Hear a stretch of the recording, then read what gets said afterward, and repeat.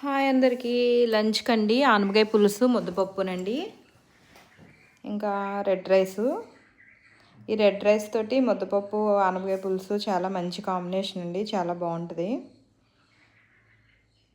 ఇంకా మనం white rice కన్నా ఎక్కువ red rice, black rice, brown rice ఇలాంటివి వాడతాం, మనకు చాలా మంచిది కదండి. ఇదైతే పులుసు కోసం తాలింపు.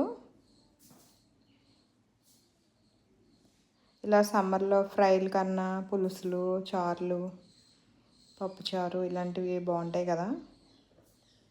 ఇంకా రెడ్ రైస్తో అయితే సూపర్ కాంబినేషన్ అండి.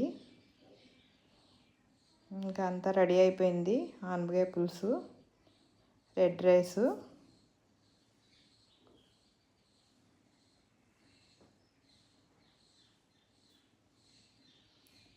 పప్పు అండి, ముద్దపప్పు.